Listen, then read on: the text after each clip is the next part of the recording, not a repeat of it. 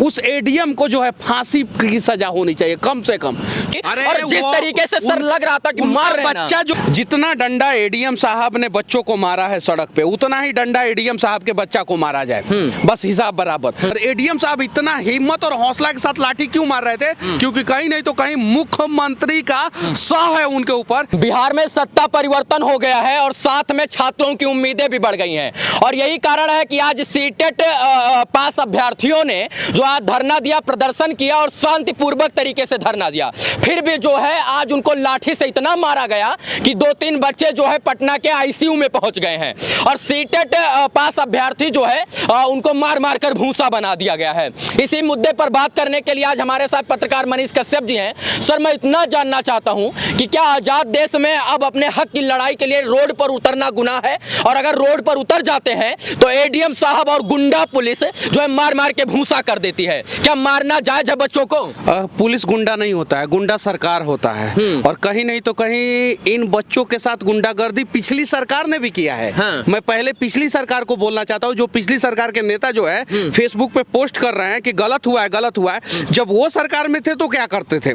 भाजपा जदयू की सरकार थी और अभी आरजेडी जो है और जदयू की सरकार है। इस सरकार में भी गुंडाई हुआ है। कहीं नहीं तो कहीं ये गलत है। लेकिन कहना चाहता हूं कि तेजस्वी यादव ने क्विक एक्शन लेते हुए कहा है कि एडीएम के ऊपर कार्रवाई होना चाहिए और जांच होना चाहिए। यार जांच किस बात की? यार तेजस्वी यादव जी आपको साफ दिख रहा है, साफ साफ कि एडीएम साहब कूट रहे हैं, पीट रहे हैं और उस लड़का का यहाँ पे फट गया है जी, खून गिर रहा है, आईसीयू में चला गया। मैंने जाके नरेंद्र मोदी जी, जालियांवाला बाग हत्याकांड ना आपने देखा है ना हमने देखा है, लेकिन पटना में जो हुआ वो जालियांवाला बाग हत्याकांड से ज्यादा हुआ। उस समय जनरल डायर था और इस समय जो है वो एडीएम है। उस एडीएम को जो है फांसी की सजा होनी चाहिए कम से कम, क्योंकि उसने जो भी किया है वो गलत किया है। और आजाद भारत के आजाद राज्य बिहार में अगर छात्रों के साथ इस प्रकार से गुंडाई जो है वो पुलिस प्रशासन करे एडीएम के देखरेख में तो गलत है। एडीएम साहब हर जगह आ जाते हैं और एडीएम साहब जिस तरीके से बच्चों को मार रहे थे, लग रहा था मानवता मर गई है उनकी। और जिस तरीके से सर लग रहा था कि मार रहे हैं। बच्चा जो है घर पे जो है बदमाशी करता होगा, उनकी बीवी बदमाशी करती होगी, उनके रिश्तेदार बदमाशी करते होंगे, उसका बदला जो है सड़क पे ले रहे थे बच्चों से। हमको लग रहा था कि वो इस तरीके से मार रहे थे कि मर जाएगा बच्चा तभी छोड़ेंगे। मतलब प्रदर्शन करना भी सर गुनाह है। क्या लगता है कि सरकार के इशारे पर वो काम कर रहे थे एडीएम साहब? अगर मैं मुख्यमंत्री नीतीश कुमार जी से पूछना चाहता हूं, जितना डंडा एडीएम साहब ने बच्चों को मारा है सड़क पे, उतना ही डंडा एडीएम साहब के बच्चा को मारा जाए, बस हिसाब बराबर। वरना जो है एडीएम साहब को 1 साल 2 साल 3 साल के लिए नहीं, जिंदगी भर के लिए पहले निलंबित किया जाए, बर्खास्त किया जाए और उसके बाद से कम attempt to murder case charge करके 7 साल की कम से कम सजा दिया जाए एडीएम साहब को। देश में हम लोग आजाद हैं और आजाद देश में आजाद नागरिक होने का कर्तव्य इस प्रकार से निभाते हैं हम लोग कि अगर सरकार की दमनकारी नीतियां तो उसका शांतिपूर्वक तरीके से विरोध किया जाए और विरोध भी सर शांति ही हो रहा था। लेकिन तेजस्वी यादव बार बार कहते हैं कि संविधान की रक्षा, संविधान की रक्षा, संविधान की रक्षा। यही नीतीश कुमार संविधान की रक्षा करते हैं। बीजेपी के साथ थे तो और अभी जो है अलग हो गए हैं तो संविधान का धजिया यही लोग उड़ा रहे हैं। एनडीए के साथ गठबंधन था इनका, तो यही तेजस्वी जी सबसे पहले आते और सबसे पहले झंडा लेके बैठते हम छात्रों के साथ हैं। लेकिन छात्रों के पक्ष में एक भी ट्वीट उनका नहीं आता, तो दुर्भाग्य ना सर। बीजेपी वाले भी तो सोए हुए हैं, भाजपा वाले, भारतीय जनता पार्टी वाले, उनके नेताओं से मिला जाता है तो बोलते हैं कि हम दुनिया के नहीं ब्रह्मांड के सबसे बड़ी पार्टी है। तो ब्रह्मांड के सबसे बड़ी पार्टी है तो छात्रों के साथ आप लोग लाठी क्यों नहीं खा रहे? यहाँ पे एक नेता है 130-40 केजी वजन होगा, पप्पू यादव, सिर्फ जहां भी जब भी कुछ भी होता है तो सबसे पहले वहीं पहुंचते हैं। उसके अलावा किसी को कोई मतलब नहीं है। सबको मलाईदार मंत्रालय चाहिए, सबको मलाई कमाना है, चाहे किसी भी पार्टी का सरकार हो और मलाई कमाना है। और सबको जो है मुख्यमंत्री, उप मुख्यमंत्री, गृह मंत्री, शिक्षा मंत्री, स्वास्थ्य मंत्री, पथ परिवहन मंत्री, ग्रामीण विकास मंत्री, बस इतना ही मंत्री जो है मलाई खाने वाले हैं और इतना ही मंत्री बनना है सबको। बाकी लड़का सब जाए भाड़ में, उसका मार के, कूट के, पीट के मार दिया जाए। अभी आईसीयू में भर्ती है सब। एडीएम साहब के ऊपर जांच बैठी है, लगता है कि जांच अच्छे तरीके से निष्पक्ष होगी या एडीएम साहब के साथ उसमें लीपापोती हो जाएगी, विभागीय कार्रवाई में सफल हो जाएंगे? बीपीएससी एग्जाम वाला देखे ना कांड, जांच बैठा था ना, क्या हुआ? कुछ नहीं। सृजन घोटाला वाला देखे ना, जांच बैठा हुआ है ना, क्या हुआ? कुछ नहीं, कुछ नहीं। तो ये एडीएम साहब ने कौन सा गुनाह कर दिया? 2-4 लाठी ना मारा है तो इनके ऊपर जांच बैठ के क्या उखाड़ लिया जाएगा? और एडीएम साहब इतना हिम्मत और हौसला के साथ लाठी क्यों मार रहे थे? क्योंकि कहीं नहीं तो कहीं मुख्यमंत्री का सह है उनके ऊपर, जहां भी जाते हैं वहां इसी प्रकार का करतूत करते हैं। एक जगह की बात नहीं, आरआरबी, एनटीपीसी, अग्निवीर, इसके बाद और तमाम मुद्दों की हम अगर बात करें तो एडीएम साहब सबसे पहले पहुंचते हैं और सबसे पहले लाठी भांजते हैं। इसके एक और चीज मैं बता देना चाहता हूँ, जरा ध्यान से देखिए,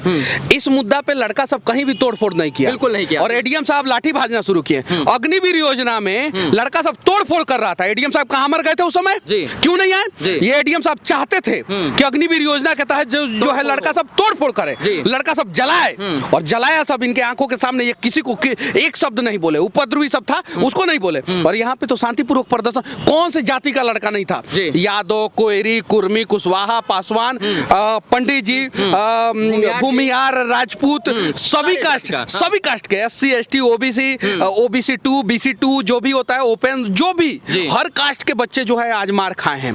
कहीं नहीं तो कहीं ये गलत है। धरती पे सिर्फ दो ही जाति होता है, एक गरीब और एक अमीर।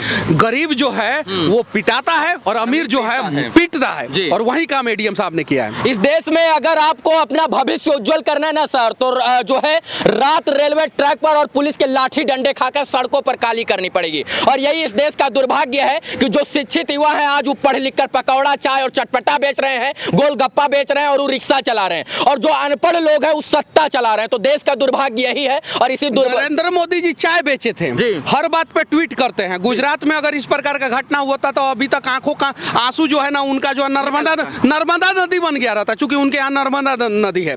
अभी क्यों नहीं ट्वीट कर रहे हैं नरेंद्र मोदी जी? अभी बिहार का बड़ा बड़ा नेता जो केंद्र सरकार में है वो लोग क्यों नहीं कुछ बोल रहा है? कुछ नहीं बोल रहा है। नित्यानंद राय वहां से फ्लाइट पकड़े और पटना है और बच्चों के लिए आवाज उठाए, हम मुख्यमंत्री बनेंगे। यादव के नाम पे नित्यानंद राय जो है अपने आप को मुख्यमंत्री कैंडिडेट घोषित कर दिए थे यार। बीजेपी का नेता सब बताता है कि कर दिए थे। यहाँ पे बीजेपी के प्रदेश अध्यक्ष, बीजेपी के पूर्व उप मुख्यमंत्री, दुदुगो उप मुख्यमंत्री थे, ये लोग क्यों नहीं आवाज उठा रहे? पथ परिवहन मंत्री, बड़ा बड़ा मंत्रालय इन लोगों के पास था ना।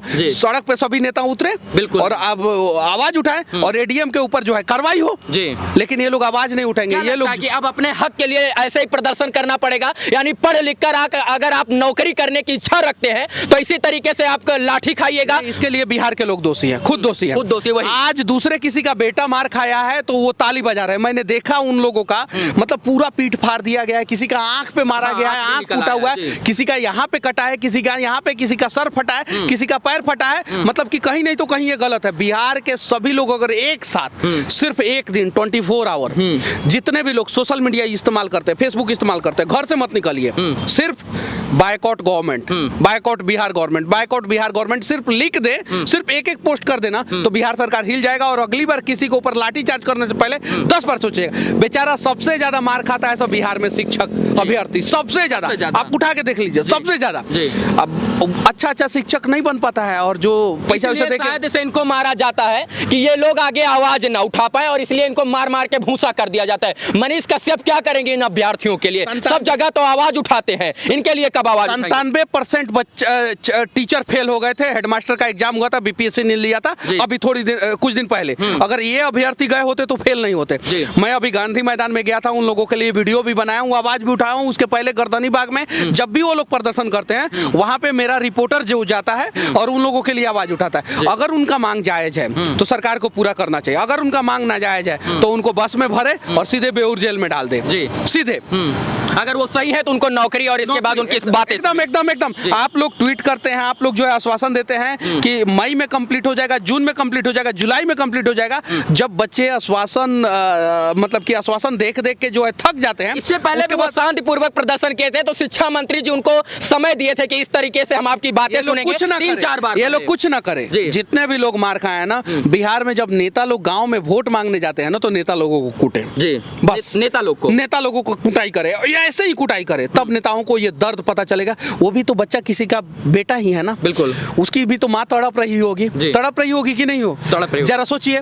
और पीएमसीएच में जो लड़का भर्ती था शायद से जो है उसके घर वाले जो है उसको निकाल के लेके गए हैं किसी प्राइवेट अस्पताल में इलाज कराने। उसका क्रिटिकल कंडीशन है, उन्हें पता था कि पीएमसीएच में मार देगा, मार देगा कि बोले ना शिक्षा सही है ना स्वास्थ्य सही है, लेकिन करे तो करे क्या करे। अभी आपके चैनल पे आवाज उठा रहे हैं, देखिएगा बहुत सारे जो वर्तमान सरकार के जो चमचा हैं, जो कार्यकर्ता हैं, वो बोलेंगे कि पिछले सरकार में आप लोग नहीं बोलते थे, नहीं बोले थे, लेकिन पिछले सरकार में भी हम लोग बोले थे। उन लोगों ने पिछला वीडियो नहीं देखा, इस सरकार में भी बोल रहे हैं। बिल्कुल। अगर कोई भी बिहार में गड़बड़ करेगा हम लोग आवाज उठाएंगे। बस विनती है बिहार के लोगों से कि आप लोग साथ दें। अगर साथ नहीं देंगे तो बिहार जो है वो ऐसे ही बर्बाद होता रहेगा और एक दिन किसी और के घर में आग लगी है, कभी ना कभी आपके घर में आग लगेगी।